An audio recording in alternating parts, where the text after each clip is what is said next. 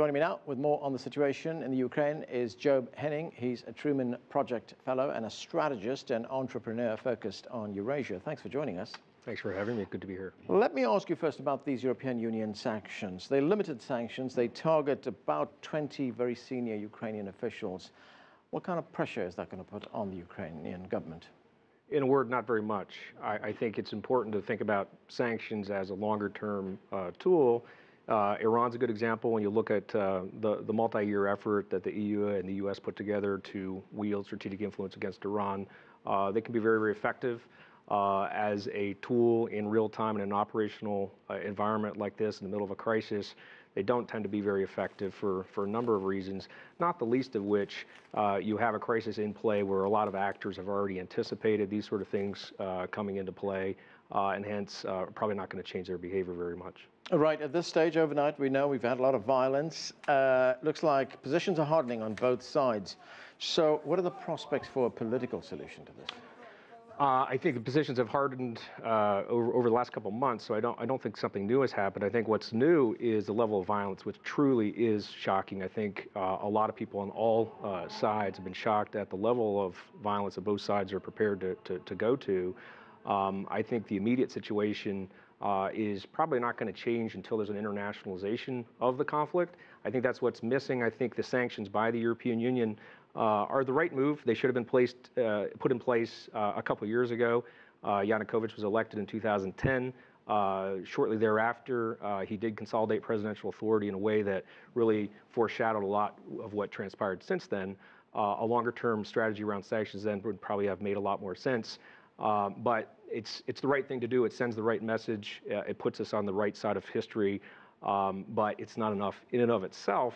I think political resolution is only going to happen if there really truly is an internationalization of the conflict. Well, you say it's the right thing to do. It puts us on the right side of history. But Yanukovych was legally elected the president of 2010. The way to get rid of him is to vote him out of office, isn't there?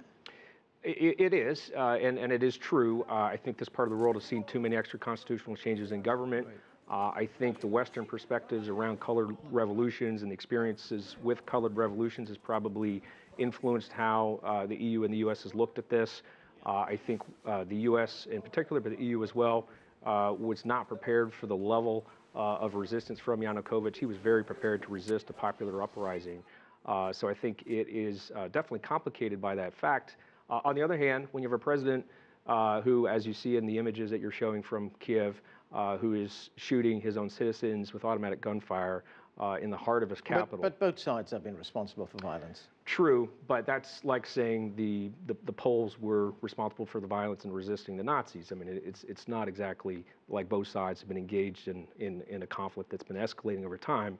You've had a very repressive government that's incited violence among protesters who have been non-violently protesting and representing their interest in that square for several months now. It is also true, of course, that those protesters have lost control of the situation, and you do have far-right elements throughout the crowd, and that's a very bad thing. But that's one reason you don't let these things become protracted Right, there crises. is a far-right element that's been very active in these protests. They've taken over government buildings, they've attacked government officials, they've attacked police. We know that police have been injured as well. So the violence does just not come from one side. But is this now developing into an ideological battle, an old-fashioned Cold War battle? On the one side, you've got the European Union and the United States, and the other side, Moscow. Absolutely not. I don't think that's the right template for viewing what's going on right now. I think this is still very much about the future of Ukraine and what kind of country they want to be. I think to the extent President Putin wants to see a subordinated Ukraine or believes a subordinated Ukraine is in his interest with the Eurasian Union, there is an element of ideology in the Russian approach. But I think we're fast approaching a situation where all parties realize we're facing a country where you have a fragmentation of authority, you have violence on the streets, not just in Kiev, but increasingly throughout the country. This is a large country, it's at the heart of Europe. Such violence and instability does not suit anyone's interest, not the least of which is Russia, which of course has a whole lot to lose from a fragmenting Ukraine. Okay, what are the prospects for early elections?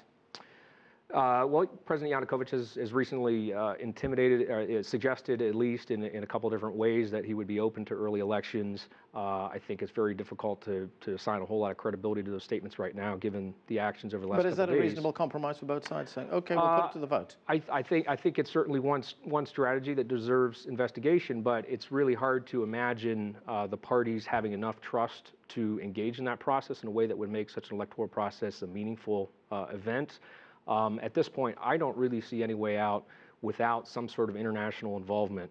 The EU, the US, and Russia have got to talk to each other. They've got to realize they all have something to lose in what's happening here. And they've got to find a way to internationalize that conflict and give the opposition and Yanukovych some sort of cover to engage in a negotiated settlement, because that's what it's going to take. Joe Henning, thanks for joining us. My pleasure. Good to be here.